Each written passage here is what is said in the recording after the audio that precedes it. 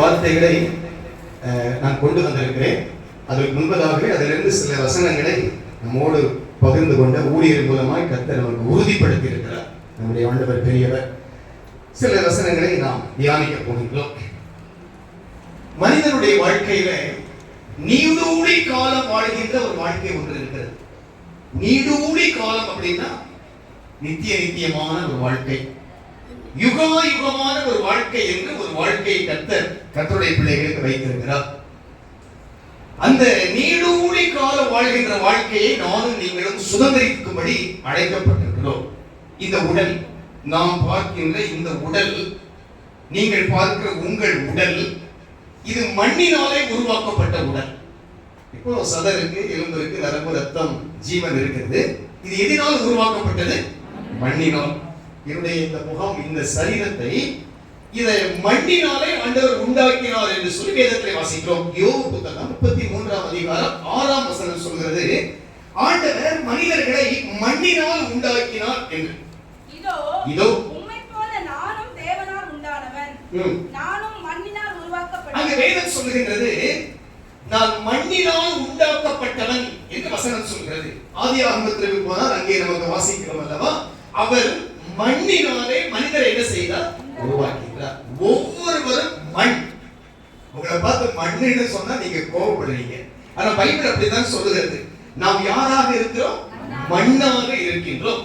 இந்த மண்ணை ஆண்டவர் உண்டாக்கி அவர் என்ன செய்தார்? இவ வாசித்ததுல 4ஆம் வசனத்தை வாசிங்க.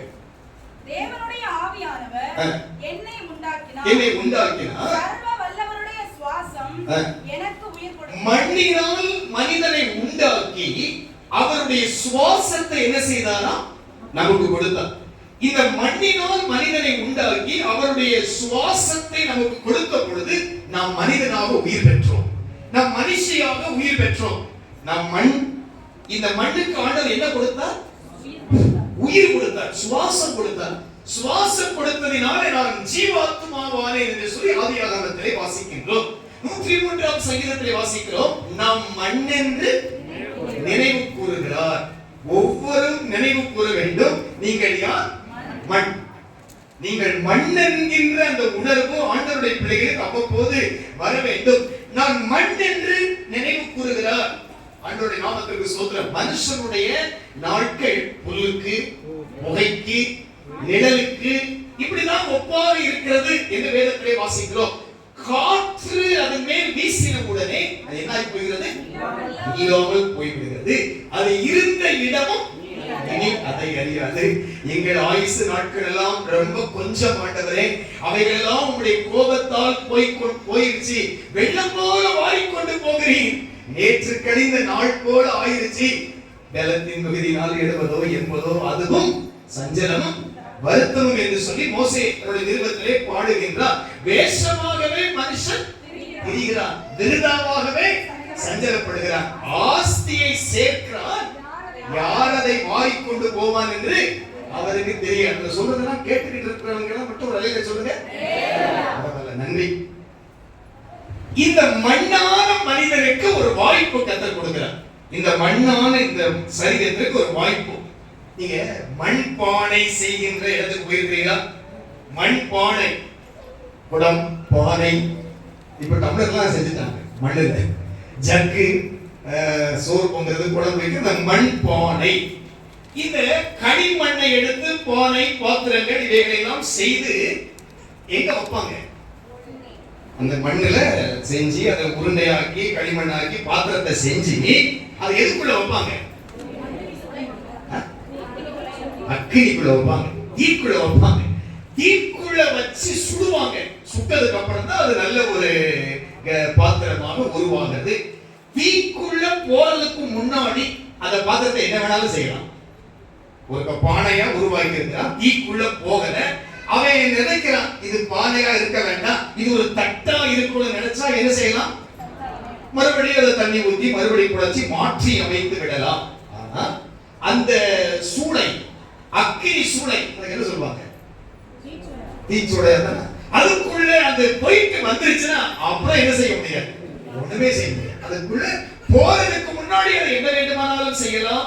அதற்கு வாய்ப்பு இருக்கிறது. அக்கினி சூளைக்குள்ள போயிருச்சுன்னா அதுக்கப்புறம் வாய்ப்பு இல்லை. அதுக்கப்புறம் அந்த பாத்திரத்தை இன்னொரு பாத்திரமாக உருவாக்க முடியாது. ஒன்னே ஒன்று செய்யலாம். என்ன செய்யலாம்? போட்டு உடைக்கலாம். அதை விட வேற ஒன்று என்ன செய்ய முடியாது, செய்ய முடியாது. புரிஞ்சிருச்சா உங்களுக்கு சொல்றது? அதான் நீங்க புரிஞ்சிருக்கீங்க. அந்த அக்கினி சூளைக்குள்ள போயிட்டு வந்ததுக்கு அப்புறம் அதுக்கு பயப்பட வேண்டிய ஒன்றே ஒன்று, உடைச்சு போட்டதுதான். இப்போ நம்ம எல்லாம் ஈரமான மண், நானும் நீங்களும் எப்ப வேண்டுமானாலும் திசை திருப்பலாம், ஆண்டவரிடத்துல வரலாம், கெஞ்சலாம், இரக்கம் கேட்கலாம், வாய்ப்புகள் இருக்கிறது. ஆனால் அக்கினி சூளைக்குள்ள போயிருச்சுன்னு சொன்னா அதுக்கப்புறம் என்ன கிடையாதுங்க, வாய்ப்பு இல்லை. அந்த அக்கினி சூளை என்று சொன்னேனே, அது எதை குறிக்கிறது என்றால் மரணம், முடிவு.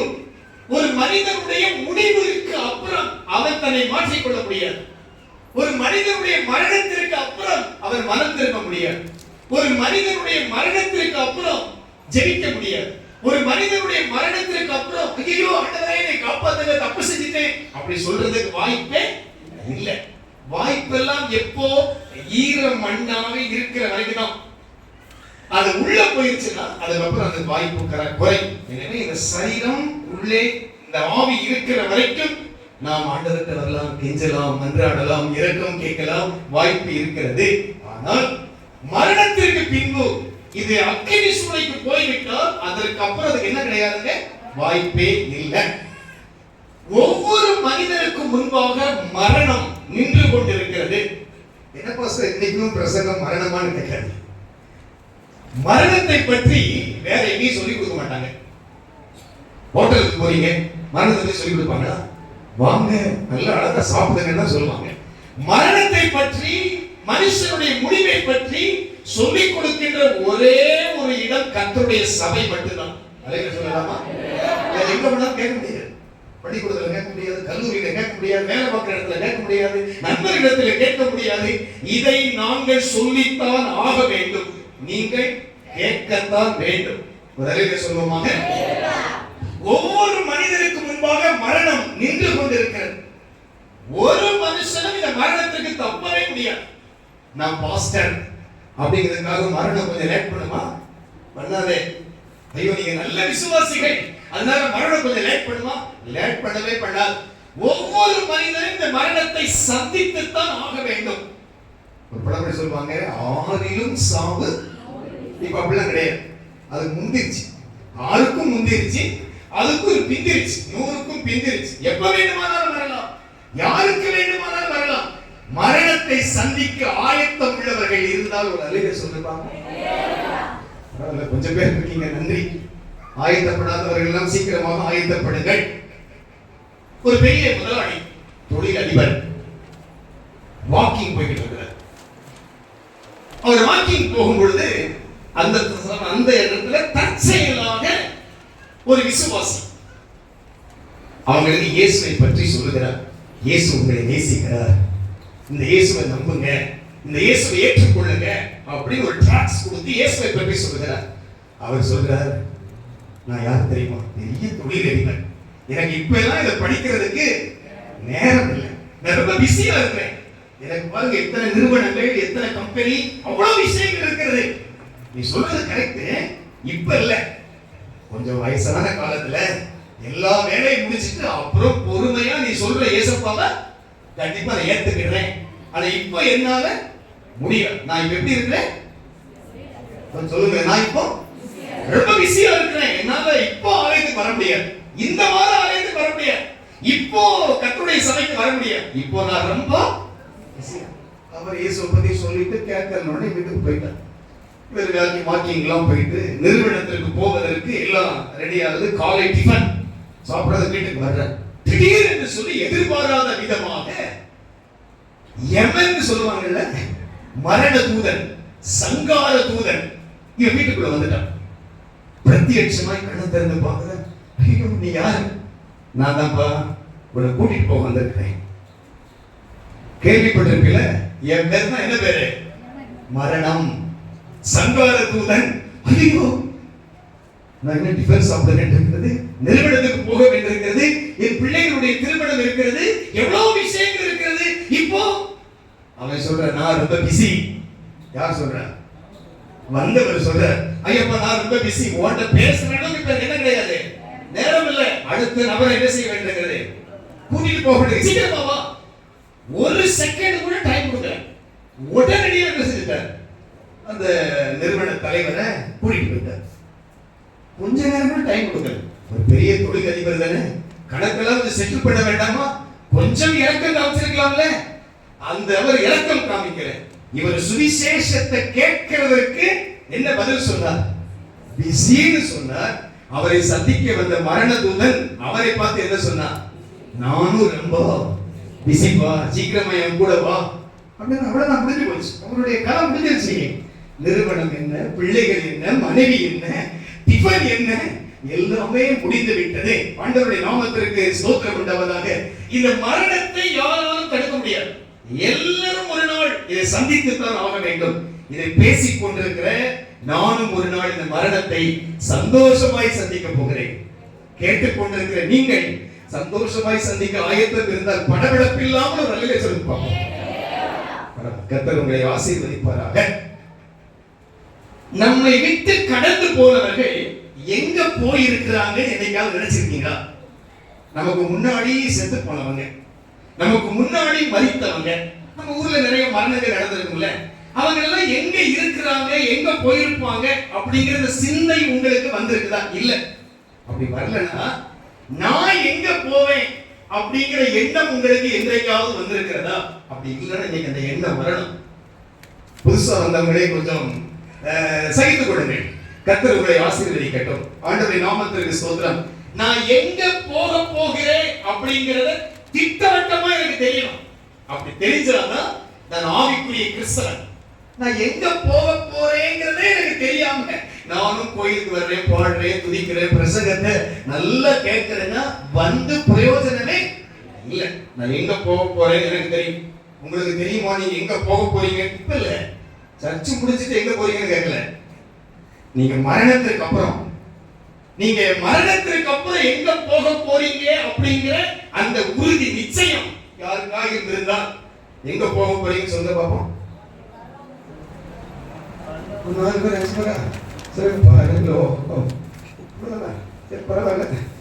ஆண்டவர் நம்மை ஆசீர்வதிக்கட்டும். நம்ம மரிச்சதுக்கு அப்புறம் 2 இடத்துக்கு கண்டிப்பா போகணும். நீங்க விரும்பினாலும் விரும்பாட்டாலும் 2 இடத்துக்கு போகணும். ஒன்று பாதாளம் என்று சொல்லப்படுகிற நரகம், மற்றொன்று மோட்சம் என்று சொல்லுகின்ற பரலோக ராஜ்யம், புதிய எருசலேம், சீயோன், எப்படி வேண்டுமானாலும் அழைத்துக் கொள்ளலாம். இந்த பூமியின் தாழ்விடத்திலே பாதாளம் இருக்கிறது. இந்த பூமிக்கு கீழே பயங்கரமான பாதாளம் உள்ள இருக்கிறது.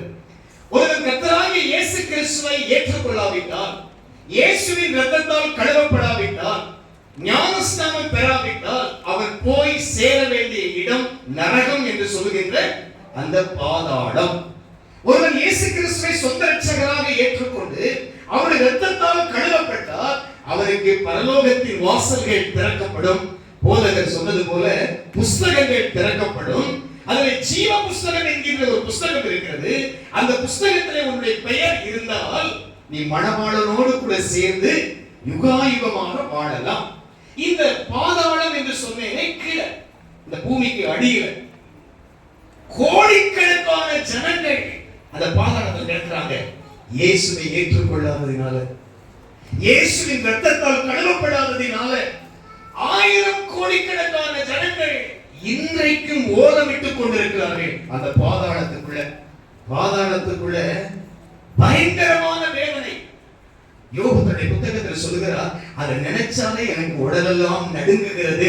வாசியுங்கள் 21ஆம் அதிகாரம் 6ஆம் வசனம் 7ஆம் வசனம் சொல்லுகிறது, இவைகளை நான் நினைத்து பார்க்கையில் நான் கலங்குகிறேன். நடுக்கம் என் மாம்சத்தை பிடிக்கும். அந்த பாதாளத்தை நினைச்சாலே எனக்கு ரொம்ப நடுக்கம் பிடிக்கிறது. துன்மார்க்கர் ஜீவித்து விருத்தராகி வல்லவர் ஆவானே. 13ஆம் வசனம்,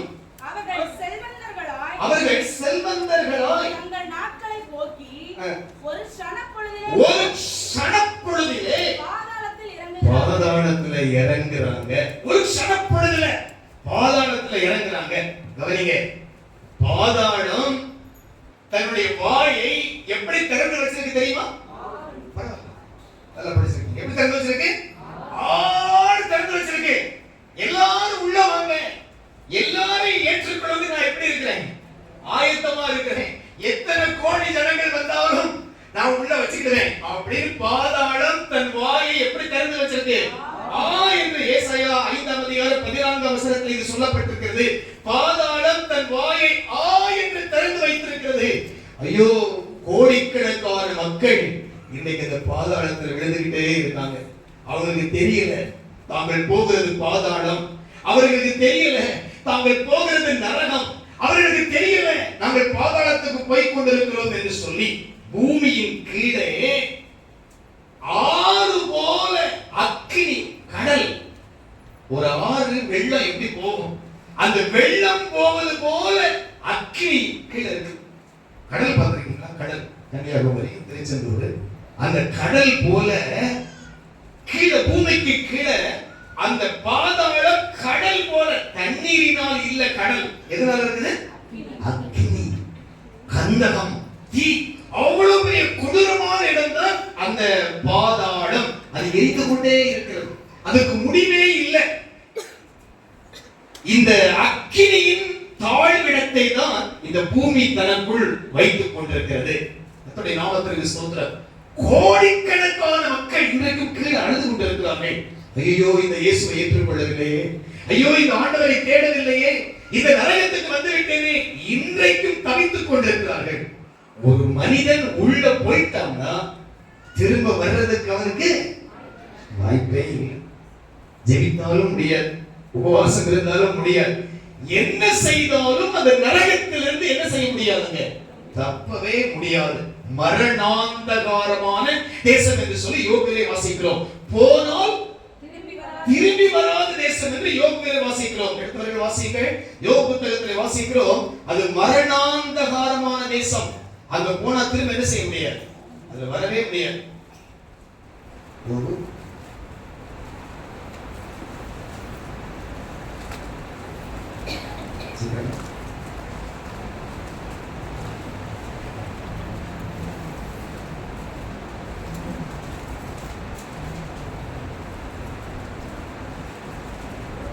பத்தாம் அதிகாரம் 21ஆம் வசனம். யோபு காரிருளும் அது ஃபுல்ல காரிருள், மரண அந்தகாரமான இருண்ட தேசம், இருள் சூழ்ந்த அது ஒழுங்கில்லாத மரண அந்தகாரம் உள்ள தேசம், ஒளியே இருளாகும் தேசம். போனால் திரும்பி வராத தேசத்துக்கு போனால் என்ன செய்ய முடியாதுங்க. அவ்வளவு பெரிய பயங்கரமான தேசம் அந்த பாதாளம், நரகம். பாதாளம் ஆழமானது. பாவம் செய்கின்ற ஒவ்வொரு ஆத்துமாக்களுக்கும் இன்றைக்கும் நூற்றுக்கணக்கான மக்கள் எங்க போய்கிட்டு இருக்கிறாங்க? பாதாளத்துக்கு போய்கிட்டு இருக்கிறாங்க, நரகத்துக்கு போய்கிட்டு இருக்கிறாங்க. அந்த பாதாள வல்லமைக்குள் அகப்பட்டுக் கொண்டிருக்கிறார்கள். பாதாளத்தை குறித்து வேதம் சொல்கிறது பாதாள கட்டு, பாதாள வல்லமை, பாதாள வல்லடி, பாதாளத்தின் வாள் என்றெல்லாம் வேதத்துல நிறைய வார்த்தைகள் சொல்லப்பட்டிருக்கிறது. இந்த உலகத்திலே ஆடம்பரமாய் வாழுகிறவர்கள், இந்த உலகத்திலே சொகுசாக வாழ்கிறவர்கள், இந்த உலகத்திலே சுகபோகமாக வாழ்கிறவர்கள் எங்க போய் சேர போறாங்க? பாதாளத்துல போய் சேர போறாங்க. உன் ஆடம்பரம் உன்னை காப்பாற்றாது, உன்னுடைய சுகபோகமான வாழ்க்கை உன்னை காப்பாற்றாது. சுகபோகமாய் வாழ்கிறவர்கள் உயிரோட செத்தவள். ஏசாயா 14ஆம் அதிகாரம் 11ஆம் வசனம் சொல்கிறது, ஆடம்பரமான வாழ்க்கை வாழ்கிறவர்கள் அவர்கள் போக சேர வேண்டிய இடம் பாதாளம் என்று சொல்லி ஏசாயா 14ஆம் அதிகாரம் 11ஆம் வசனத்திலே வாசிக்கிறோம். உன் ஆடம்பரமும் உன் வாத்தியங்களின் முழக்கமும் பாதாளத்தில் தள்ளுண்டு போயிற்று, பாதாளத்தில் தள்ளுண்டு போயிற்று. புழுக்களே உன் படுக்கை, பூச்சிகளே உன் போர்வை, அதிகாலையின் மகனாகிய விடிவெள்ளியே. ஆடம்பரமாக இருக்கிறவங்க எங்க போய் சேர போறாங்க? பாதாளத்துல. ஆடம்பரம் பண்ணாதீங்க, ஓவர் மேக்கப் பண்ணாதீங்க, பயங்கரமாய் அதெல்லாம் ஆண்டவர் வெறுக்கிறார். உன் ஆடம்பரம் உன்னை எங்கே கொண்டு போய் விடும்? பாதாளத்திற்கு கொண்டு போய் விடும். ஆண்டவருடைய நாமத்திற்கு மகிமை உண்டாவதாக. நாம் இங்கே போக போறதில்லை, எனவே இதோடு இதை ஸ்டாப் பண்ணலாம் நினைக்கிறேன். யாராலும் இதுவரைக்கும் இந்த இயேசு கிறிஸ்துவை ஏற்றுக்கொள்ளாமல் இருந்தால் உங்களுக்கு ஒரு நல்ல சந்தர்ப்பம். அந்த பாதாளத்துக்கு நீ தப்ப வேண்டும் என்றால் இயேசு ஒருவரே வழியா இருக்கிறார். அல்லேலூயா. அவரை ஏற்றுக்கொண்டால் எதுக்கு தப்பலாம்? பாதாளத்துக்கு தப்பலாம். அவரை அறிந்து கொண்டால் பாதாளத்துக்கு தப்பலாம். ஏன் இந்த கிறிஸ்தவர்கள் நம்மை சபையை சார்ந்தவங்க வீடு வீடா போறாங்க, தெரு தெருவா போறாங்க, ஊரு ஊரா போறாங்க. சிலர் போறதை பார்த்தா ரொம்ப சஞ்சலமா இருக்கு. அப்படித்தானே? சின்ன சின்ன குழந்தையெல்லாம் தூக்கிட்டு இங்க இருந்து சிலர் பார்க்கிறேன் நடந்தே எத்தனையோ கிராமத்திற்கு. ஏன் போறாங்க? ஐயோ, நீ எங்க போயிடக்கூடாது, அந்த பாதாளத்துக்கு போயிடக்கூடாதுங்க. அந்த பாதாளத்துக்கு போயிடக்கூடாது. அந்த ஒரே ஒரு காரணம், யாருக்கு நான் துட்டு கொடுக்கல, யாருக்கு சம்பளம் கொடுக்கல, அவர்கள் போகிறார்கள். அவங்களே பைசா செலவழிக்கிறாங்க, பஸ் பிடிக்கிறாங்க. பஸ் இல்லையா? நேற்று கூட ஒரு இடத்துக்கு போயிட்டு வரும்போது பார்த்தேன், ஒரு 4 தாய்மார்கள் அப்படியே நடந்து வர்றாங்க. கீழக்கரசர கூடத்துல இருந்து ராயிருக்கு என்ன செய்யறாங்க? நடந்து வர்றாங்க மதியமான வெயில். ஏன் போறாங்க? யார் அவங்களை போக சொன்னது? எதுக்காக போறாங்க? லாபத்திற்காக இல்ல. அந்த ஊர் மக்கள் எங்க போக கூடாதுங்க? அந்த பாதாளத்துக்கு போக கூடாது. நாங்க கண்டுபிடிச்சிட்டோம் அது தவறான வழி, அந்த வழியில் அவங்க போக கூடாதுன்னு சொல்லிதான் நிறைய பேர் இதற்காக தங்கள் ஜீவனை அர்ப்பணித்திருக்கிறார்கள், இதற்காக தங்கள் உயிரை பணைய வைத்திருக்கிறார்கள். இப்பொழுது கூட சொன்னார்கள், மிஷனரிகள் குடும்பமாய் ஊழியம் செய்கிறார்கள். ஏன்? ஏன்? பணத்துக்காக இல்ல. அவங்களால சம்பாதிக்க முடியாதா? இந்த ஜனங்கள் பாதாளத்துக்கு போக கூடாது, அந்த பாதாளத்திற்கு தப்ப வேண்டும். நூற்றுக்கணக்கான மிஷனரிகள் காடுகளிலே, மலைகளிலே, கிராமங்களிலே, தெரியாத இடத்துல அடி உதை வாங்கி எவ்வளவு கஷ்டப்படுறாங்க. ஒரே ஒரு காரணம், ஜனங்கள் எங்க போக கூடாது? அந்த பாதாளத்திற்கு போக கூடாது. ஒரு பக்தர் பாடுகிறார், காடுகளில் மலைநாடுகளில் என் ஜனம் சீதருண்டு சாகுவதா, காடுகளில் என் ஜனம் சீதருண்டு சாகுவதா, பாடுபட்டேன் அதற்காகவுமே, தேடுவோர் யாரின் ஆடுகளை, பாடுபட்டேன் தேடுவோர் யாரின் ஆடுகளை, அழைக்கிறார்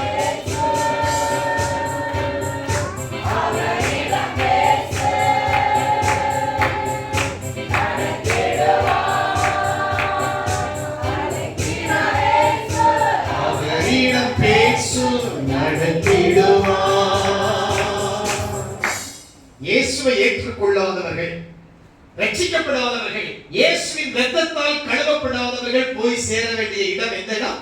பாதாளம். ஆனால் இயேசுவை ஏற்றுக்கொண்ட பிள்ளைகளுக்கு ஒரு இடம் இருக்கு. அந்த இடத்துக்கு பெயர் ஊர். என்னது?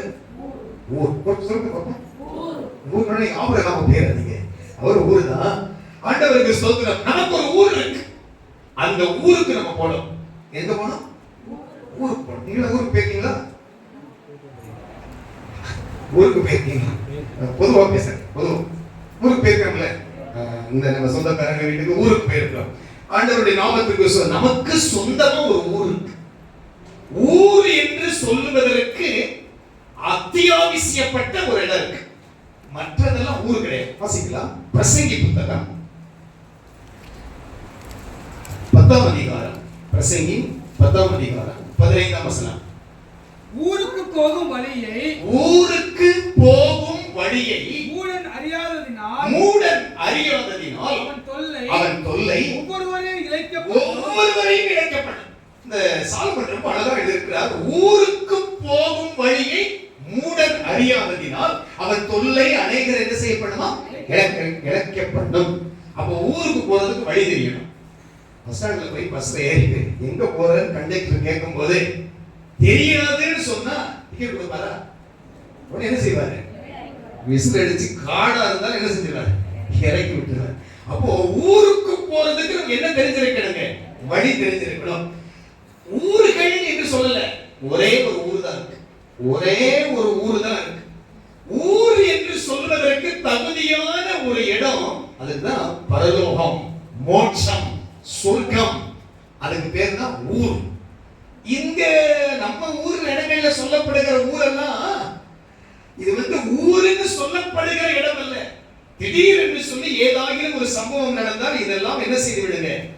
அழிந்து விடும், மாறிவிடும், சுனாமி, பூமி அதிர்ச்சி, சில கொள்ளை நோய்கள், சில தீவிரவாதங்கள், இவைகளெல்லாம் ஏற்பட்ட இடத்துல பாருங்க, அங்க மனுஷர்களுடைய வாழ்ந்திருக்க மாட்டாங்க. அப்படியே இடத்தை காலி பண்ணிட்டு என்ன செய்வாங்க, இன்னொரு இடத்துக்கு போவாங்க. இவைகள் எல்லாம் சொல்லப்படக்கூடிய அளவுக்கு ஊர் கிடையாது.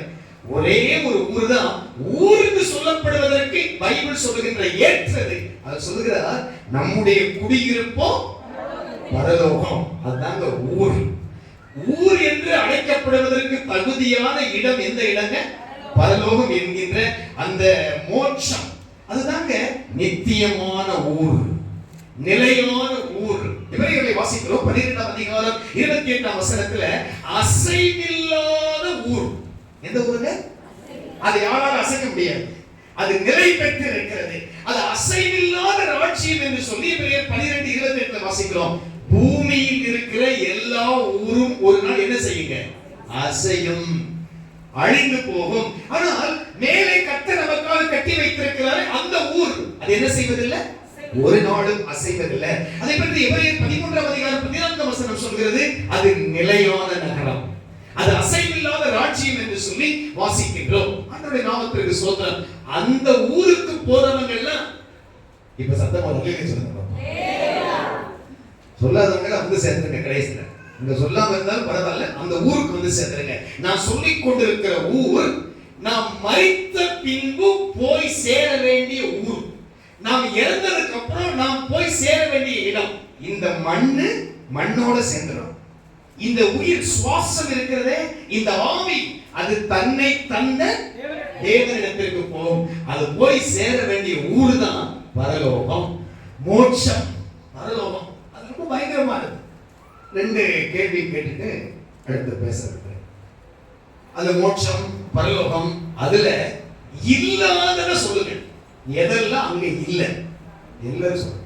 அங்க என்னெல்லாம் இல்ல? கண்ணீர் இல்ல, போதும். அடுத்து கவலை இல்லை சொல்லிட்டாங்கன்னா அப்புறம் அதே தான் வரும். சாபம் இல்லை, பசி இல்லை, தாகம் இல்லை, பாவம் இல்லை, மரணம் இல்லை. அல்லேலூயா. மரணம் இல்லை. பரலோகத்துல இல்லாதன்னு சொல்லுங்க. பரலோகத்துல இல்லாதது அக்கினி இல்லை. அக்கினி கடல் இருக்கு, அது வேற. அக்கினி இல்லை, ரொம்ப சந்தோஷம். அப்புறம் பரலோகத்துல இல்லாதது இந்த ஃபேன் இல்லை, லைட் இல்லை, சூரியன் இல்லை, இருள் இல்லை. அல்லேலூயா. இருளே கிடையாது. ஒளிமயமான தேசம். அல்லேலூயா. அதிசயமான ஒளிமய நாடு. அப்புறம் பரலோகத்துல இல்லாதது சொல்லுங்க. போலீஸ் ஸ்டேஷன் இல்ல, டாஸ்மாக் இல்ல, டீ கடை இல்ல, புரோட்டா கடை இல்ல, ஜவுளி கடை இல்ல. ஐயோ பரிதாபம். வந்திருக்கீங்களா? தெரியல, ஆண்டவருக்கு தான் தெரியும். அங்க வேற செல்போன் இல்ல, ரீசார்ஜ் இல்ல, எதுவுமே கிடையாது. செல்போன் இருக்காங்க, இருந்திருக்கீங்களா? நிறைய பேர் கஷ்டம் தான், நிறைய பேர் கஷ்டம். செல்போன் இல்லாம பரலோகம். ஆண்டவருக்கு ஸ்தோத்திரம். பரலோகத்துல என்ன இல்லைங்க? செல்போன் கிடையாது. ஆண்டவருடைய நாமத்திற்கு ஸ்தோத்திரம். சரிப்பா, பட்டினி இல்ல, பஞ்சம் இல்ல, இப்படிலாம் இல்ல. என்னெல்லாம் இருக்கு? மனசுக்கு ஆரம்பிக்கிறேன். பரலோகத்துல என்னெல்லாம் இருக்கு?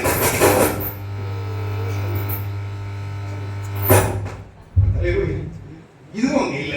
இந்த கரைச்சல், ஸ்பீக்கர், மைக்கு, கரண்ட் அங்க இல்ல. சரி, என்னெல்லாம் இருக்கு அதை சொல்லுங்க. சந்தோஷம், மகிழ்ச்சி, சந்தோஷம் இருக்கு, சமாதானம் இருக்கு, ஜீவ தண்ணீர் இருக்குது, அன்பு இருக்கு, ஜீவ விருட்சம் இருக்கிறது. நீங்க போற ஊரை பத்தி உங்களுக்கு தெரியணும். இல்லாட்டி பைபிள் உங்களை பத்தி வேற மாதிரி சொல்லுது. ஏசப்பா இருக்கிறாரு, தேவ தூதர்கள் இருக்கிறாங்க, கேருபீன்கள் இருக்கிறாங்க, சேராபீன்கள் இருக்கிறாங்க, ஜீவ கிரீடம் இருக்கிறது, பொன் குத்து விளக்குகள் இருக்கின்றன. அங்கே ஏராளம் ஏராளம் ஏராளம் இருக்கின்ற விஷயங்கள் எக்கச்சக்கமா இருக்கு. அங்கதான் நீங்களும் நான் என்ன செய்ய போகிறோம்? போய் கர்த்தரை முகமுகமாய் தரிசிக்க போகிறோம். முற்பிதாக்கள் இருக்கிறார்கள், ஆபிரகாம், ஈசாக்கு, யாக்கோபு இருக்கிறாங்க. அந்த போற வழியை நீங்க அறிஞ்சிருந்தீங்கன்னா நீங்க வழிகாட்டுவீங்க. அந்த இயேசுவை சந்திக்க அந்த ஊருக்கு போற வழி உங்களுக்கு தெரிஞ்சா கண்டிப்பா வழிகாட்டுவீங்க. எத்தனை பேருக்கு அந்த ஊருக்கு போற வழி தெரியும்? அந்த ஊருக்கு சொல்லுங்க. இப்போ அந்த ஊர் மோட்சம், பரலோகம், பரம வாசஸ்தலம், பிதாவின் வீடு, கர்த்தருடைய வீடு, சீயோன். அந்த இடத்துக்கு போறதுக்கு எத்தனை பேருக்கு வழி தெரியும்? 1 2 3 ஒரு வழி தெரியாதா? ஒரே ஒரு வழிதான் இருக்கு. ஒரே ஒரு வழிதான் இருக்கு. பக்க வழியெல்லாம் கிடையாது. அந்த ஒரு வழியில தான் போகணும். எந்த வழியில போகணும்?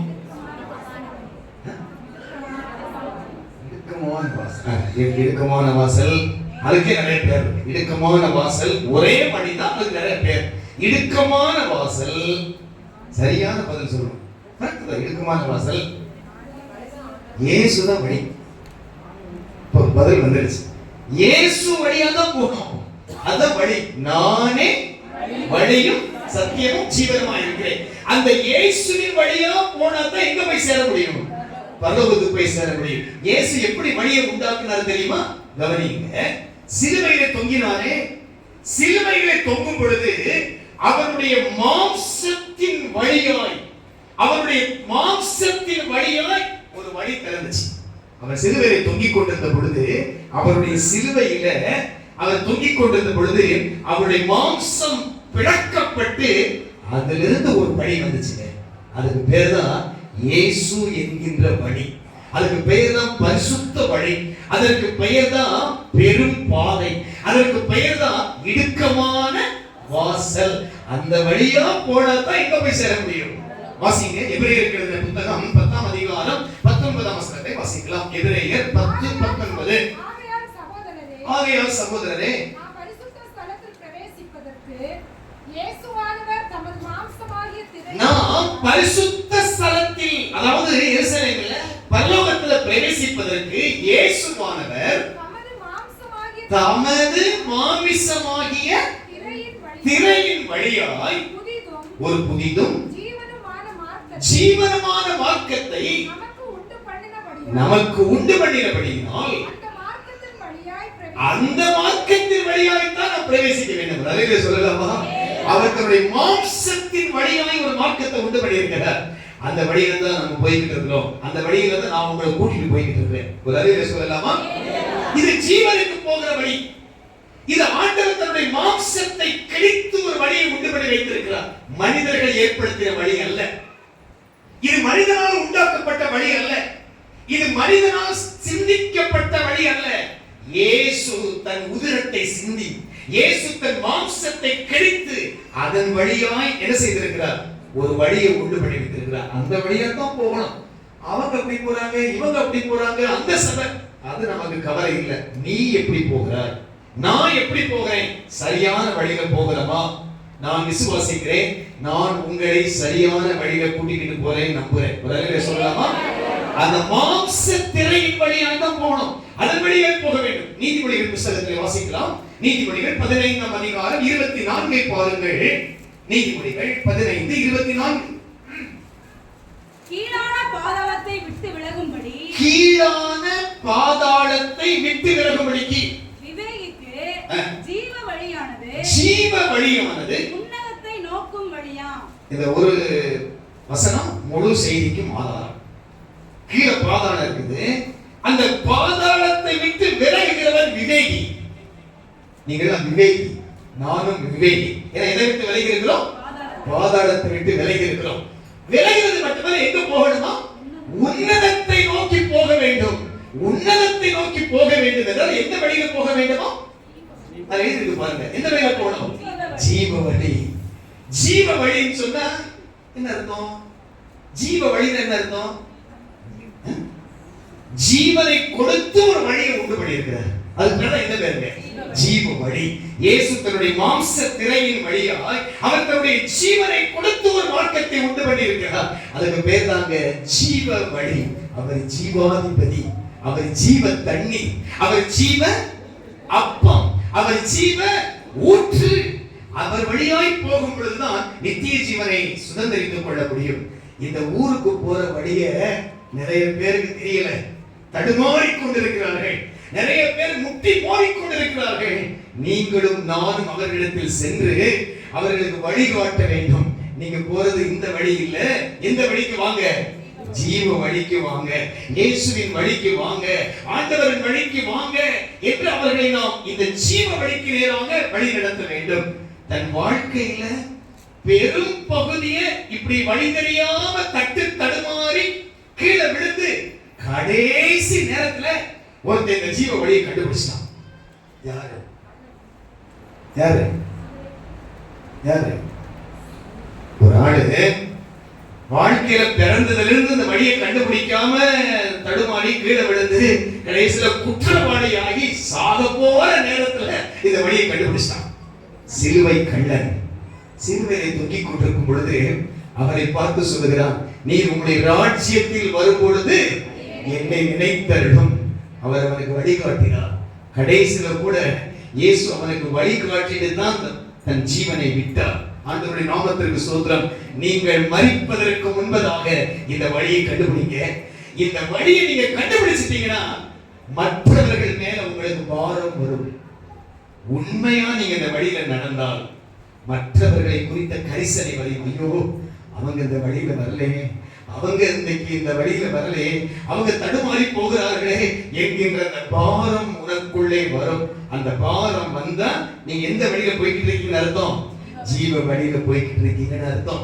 ஜீவ வழியில போகின்ற ஒவ்வொருவருக்கும் இந்த வழியில வராதவர்களை குறித்த ஒரு ஏக்கத்தை, ஒரு தாகத்தை ஆண்டவர் உண்டு பண்ணுவார். நாம் அனைவரும் நிலையான நகரத்தை நோக்கி பயணம் பண்ணி கொண்டிருக்கின்றோம். ஒரு பக்தர் சொன்னார், பையூரில் இருந்து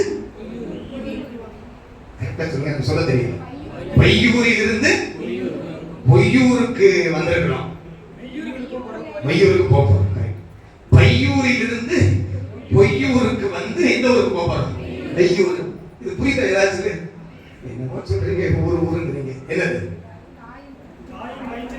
தாயின் வயிற்றிலிருந்து பையூரில் இருந்து வந்துட்டோம். எந்த ஊருக்கு வந்திருக்கிறோம்? உலகம், உலகத்துக்குள்ள வந்திருக்கிறோம். எந்த ஊருக்கு போய்கிட்டு இருக்கிறோம்? நெய்யூருக்கு. போயிருக்கீங்களா?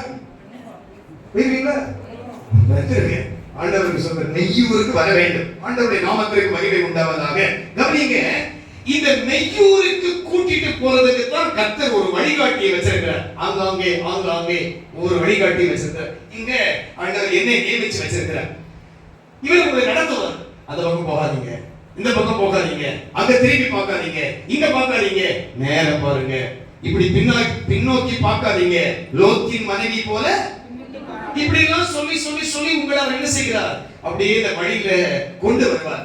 சில நேரங்களில் அவர் நடத்தும் பொழுது கஷ்டமா இருக்கும். வேலையே இல்லையா? எந்த தினம் வந்தாலும் இப்படி அதுதான் எங்க வேலையே. அல்லேலூயா. அதுக்கு தான் கர்த்தர் எங்களை அழைச்சிருக்கிறார். உனக்காக வழிகாட்டுகிறவர் உன்னை நினைத்து துக்கப்படக்கூடாது. அவருடைய ஜெப அறையில உன்னை நினைத்து அவர் வருத்தப்படக்கூடாது. உன்னை நினைத்து அவர் சந்தோஷப்படணும். இவங்க எப்படி ஊழிய செய்றாங்க, கீழ்ப்படிகிறாங்க, ஆண்டவருக்கு சாட்சியா இருக்கிறாங்க, சொன்னதை கேட்கிறாங்க. அப்படி உன்னை நினைத்து உன்னுடைய மேய்ப்பன் அவருடைய ஜெப அறையில சந்தோஷப்பட வேண்டும். வரலையில சொல்லலாமா? உனக்கு ஏற்படுத்தப்பட்ட அந்த மேய்ப்பன் ஆண்டவரால் ஏற்படுத்தப்பட்டவர். அந்த வசனத்தை சொல்லவா வேண்டாமான்னு யோசிச்சுட்டு இருக்கிறேன். அவர் உனக்கு வழிகாட்டுவார். வாசிக்கலாமா? 1 சாமுவேல் 9ஆம் அதிகாரம் 6ஆம் வசனத்துல சவுல் கழுதை காணாம போயிடுச்சு. அப்பொழுது சாமுவேலை தேடி போறதுக்காக அந்த கழுதை தேடி போய்கிட்டு இருக்கிறார். அப்போ ஒருத்தரை விசாரிக்கிறார். கழுதையை காண யார்கிட்ட போய் கேட்கலாம். அப்பதான் ஒருத்தர் சொல்றார், இந்த வார்த்தையை பாருங்க, மறுமையான வார்த்தை. அதற்கு அவன், இதோ இந்த பட்டணத்திலே ஒருத்தர் இருக்கிறார். தேவனுடைய மனுஷன் ஒருவர் இருக்கிறார். அவர் பெரியவர். அவர் சொல்லுகிறதெல்லாம் தப்பாம நடக்கும். அங்கே போவோம். ஒருவேளை அவர் நாம் போக வேண்டிய நம்முடைய வழியை நமக்கு தெரியப்படுத்துவார். அல்லேலூயா. ஒரு சபையின் மேய்ப்பன் விசுவாசிகள் நடக்க வேண்டிய வழி என்ன செய்யணும்? காட்டணும். இந்த வழியில போ அப்படின்னா உங்களுடைய அன்றாட தேவைகள் அதை அல்ல, ஆண்டவருடைய விஷயங்கள், ஆண்டவருடைய காரியங்கள், அதற்கு ஆலோசனை கொடுக்கின்ற நல்ல ஒரு மேய்ப்பன் நமக்கு தேவை. அவர் நமக்கு வழி காட்டுவார். சத்தமா முதலிலே சொல்லலாமா? ஒரே ஒரு சம்பவத்தை சொல்லிட்டு செய்தியை நிறைவு செய்து கொள்ள விரும்புகிறேன். ஒரு பட்டணத்துல 2 பேர் இருந்தாங்க. கதையை கவனிங்க, கதையை கவனிப்போம். ஒரு பட்டணத்துல 2 பேர். பரலோக யாத்திரையில் பரமே உந்தன் திரு சமூக, கைத்தட்டி பாடுவோம். பரலோக யாத்திரையில் பரமே உந்தன் திரு சமூக, அதிசயமே நீதம் துதிப்பே, துதிப்பே, மேகத்தில் உம்மை முகமுகமாக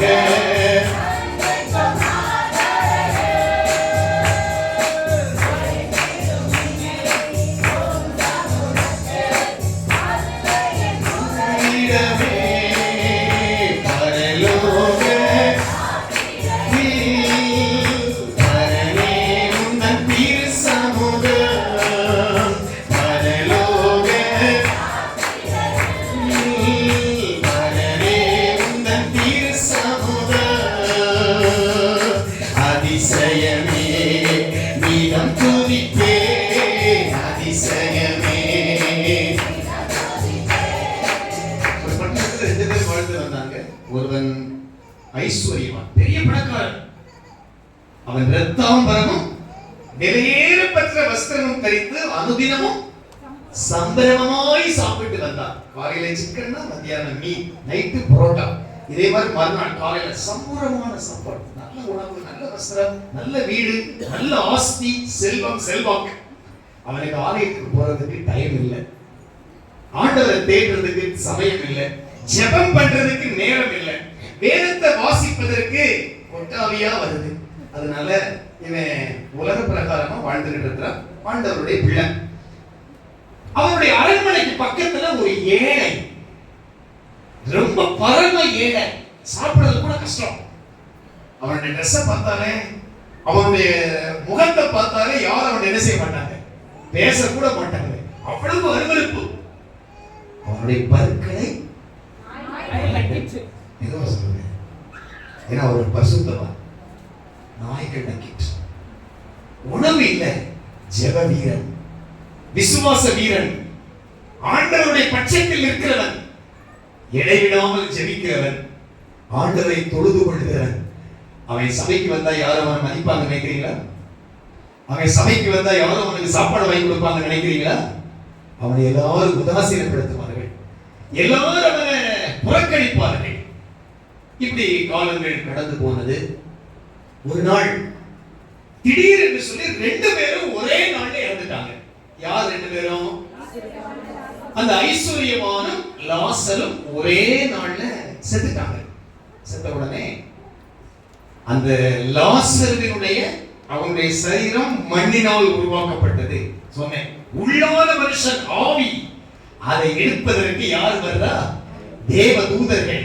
தேவதூதர்கள் வந்து இந்த ஆத்துமாவை, ஆவியை அப்படியே எடுத்துட்டு போய் பரதீசி ஆபிரகாமின் மடியில கொண்டு போய் வச்சிட்டாங்க.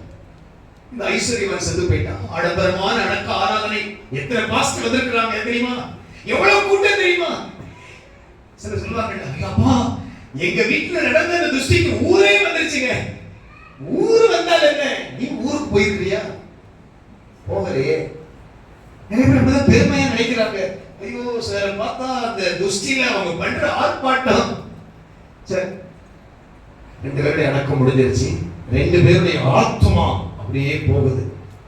லாசருவின் ஆத்துமா அப்படியே ஆபிரகாமின் மடி பரதீசி மெய்யான ஊருக்கு போயிடுச்சு. அங்கே இளைப்பாறுகிறது.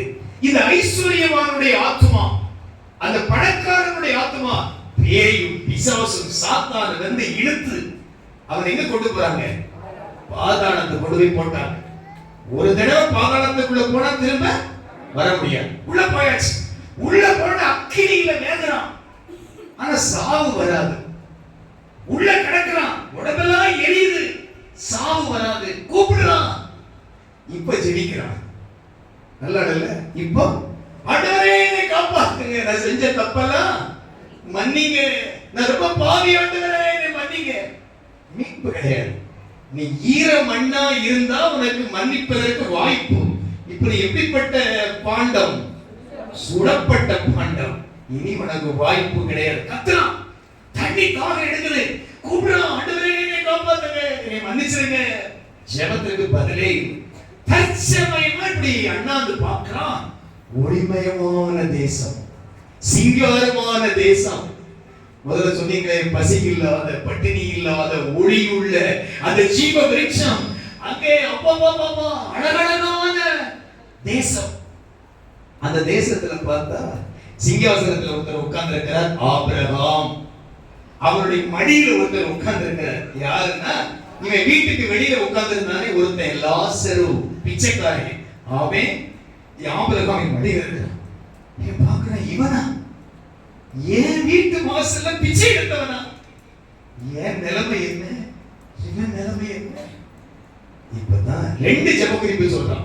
ரெண்டு ஜெப குறிப்பு. முதல் ஜெப குறிப்பு, ஆபிரகாமே, உங்க பக்கத்துல இருக்கிற லாசருவை தண்ணியில கொஞ்சம் நனைச்சி ஒரே ஒரு சொட்டு தண்ணி என் நாக்குல ஊத்த சொல்லுங்க. நாக்கெல்லாம் வறடுகிறது, தண்ணி தாங்க முடியல.